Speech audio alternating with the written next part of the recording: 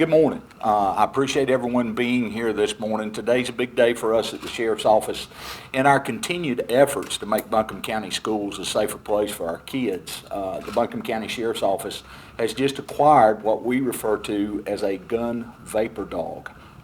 This K-9 is a little different than the other K-9s that we have available to us.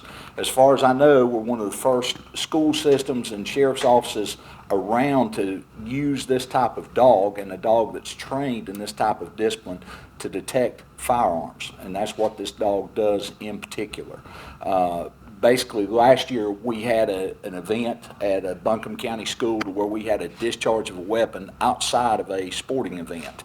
And that got a lot of us thinking, along with Tony Baldwin and the school administration, about how we can make those sporting events and those things safer, both when adults and our kids attend.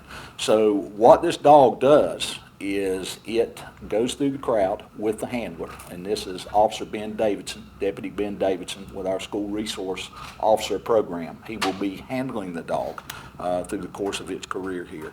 The dog will go through the crowd, and the dog is specifically trained to lock on the scent of a firearm, and it will go up and alert the handler and set by that person. Now, you may question as to why we're putting this out there, because we want this to serve also as an effective way to detect and make those events safer, but we also want it to work as a deterrent. So people know that we have a canine unit that will be working the crowds at county football games, sporting events, and also in the schools.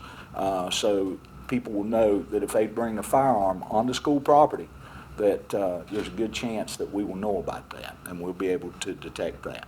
And just once again, if someone were to bring a firearm onto school property, that is a Class I felony and a very serious offense for us. So what we're going to do now, Ben, you want to talk a little bit about the dog, and then we will go down and let you give a demonstration and show what the dog's capacities are. Just briefly, I was through a 4-week handler's course down at K-9 Solutions, doing person-borne detection. It's learning how to observe the dog, watch the dog. This dog that I got was trained prior to me getting there, so there was no learning curve for him. It was all learning for me. Went through 4.5 weeks there, brought the dog back up here, put him in the schools just as some acclimation, and from here, like the sheriff mentioned, we're going to go forward with sporting events, large events that the county hosts, and deploy in the schools. The dog is non-invasive. It's a good tool because people can be scanned and they don't really realize that they're being scanned. The dog doesn't search a person. It searches the air that's behind the person or around the person. And it's extremely non-invasive. So I think it's going to be a plus for us. It's going to be a plus for the ball games. We're going to have assets where deputies that were having to wand prior to games for 2 hours, they're going to be in the stands rather than being outside of the gate, so that gives us more eyes inside. And as the sheriff mentioned too, we're going to have that capability. Deterrence was primary with the wanding. Now we have the deterrence and the detection. So, and what might have been somebody's assumption that I'm not going to get caught, now we can actually detect that rather than just trying to be a deterrent. Just to give them a heads up, I know there's probably going to be some questions about the cost of the dog. The animal itself was donated by an anonymous benefactor that wants to remain that way. The training of the dog is going to be somewhere in the neighborhood of about $10,000, and we will use, I imagine, seizure forfeiture money to take care of most of that training for that animal to keep it up and current. You guys got any questions? How old is the dog? He's 5. 5. It is a he. It is a he, Sampson. What kind of dog is it? Black lab. Now, is this something you guys will take into the schools and show it to the kids? And We want to be, I think, sorry, Sheriff. You're the animal. You need to tell. We want to be as proactive with this dog as possible. We do not want there to be any confusion as to what these dogs' capabilities are. It is a weapons detection. and explosive, person-borne explosive detection. It also does traditional explosive detection where if you had a suspicious package or a report of a bomb threat, the dog can work that event as well. But we don't want this to be a secret, because if you make it a secret, then people just make assumptions. And when you make assumptions, you know, with this being a detection dog, this is for the safety of the kids, the staff in the schools, for visitors of the schools, and like I said, ball games and stuff like that. And we don't want there to be any question as to what we're doing, but because, you know, if they're questioning it, they might bring a gun accidentally. You know, we have a lot of concealed carry people who wear a gun 100% of the time, and I'm sure that sometimes they forget to take it off. So we don't want a case where a good person gets in trouble for a bad decision.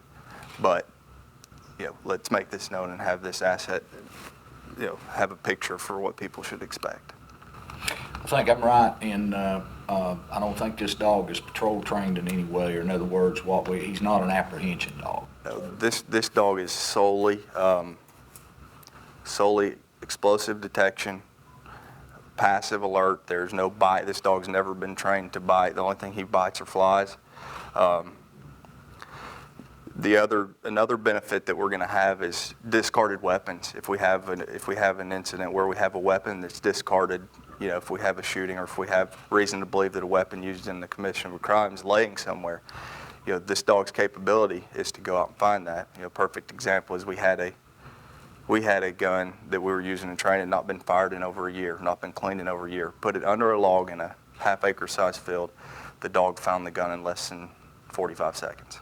By himself, off leash, completely off leash. It's a half-acre field, you said? Yeah. The great thing about having a dog that's dedicated for that use, when you take a patrol dog, one of our Malinois, they have to cross-train in a lot of different disciplines, which they're still effective, but they're not as dialed in as this particular dog will be, because his sole purpose is to detect a firearm or explosives. And he won't pick it up, is where a dog that's trained in article searches, they're trained to bring it back because it may be a place the handler can't get to. This dog will lay down or sit beside the odor until I come find him or he's called off of it. So there's it helps with that evidence preservation as well. One other, has this dog been used yet at a ball game? Or we're starting up the preseason games. Has it already been used? Or? We've just had this week. I had the trainer up here. He wanted to finish it my last 3 days up here, just to acclimate the dog with the school and get me acclimated with trying to work the dog in the school. So we've not worked an event. We have deployed the dog in a training scenario. Matter of fact, yesterday we did a training scenario in the halls at Reynolds High School, and so that's been its only deployment in the school setting so far. I imagine Friday night will be the first one. Yes. That's what I was going to ask. Friday night will be the first night of deployment. Do you want to put out what game this dog will be?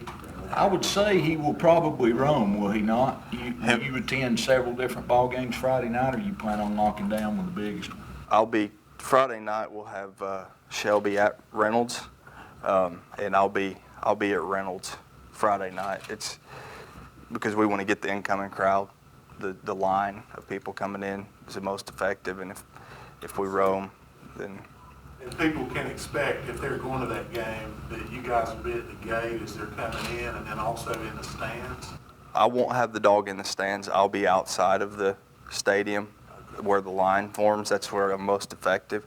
And we don't, the purpose of that is we want to detect prior to, you know, we try to be proactive and eliminate that threat if there is one prior to people coming into the facility. Sergeant Welch is trying to say, and then he's going to roam after that particular point in time. Is that what you're saying in the other ball games? Sometimes we'll take the biggest rivalry games, the largest number of crowds, so forth like that, and give that priority each week and look at that, and then there's times when we would probably hit 2 games in a night sometimes.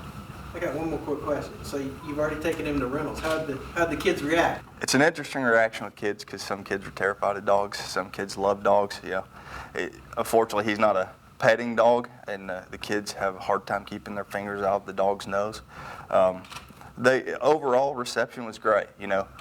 And in the past, when they've done this as a pilot program, 2 or 3 days of working the dog in the schools, the kids get used to it and they don't pay it any attention. But yesterday I was actually pleased with how my kids were able to, act rational around the dog. You said this isn't a petting dog, I mean, so it doesn't, people shouldn't try to. No, he's got a harness that he wears when he's working, and it's got what I will have probably in the next day is 2 Velcro stickers on his shoulders that say "Do not pet." And the reason for that is we don't want distraction from him working. If he gets an odor and somebody reaches down and starts to pet him, that's going to inhibit his ability to stay with, what it is that he smelled or what it is he detected. So we don't want any hand interference.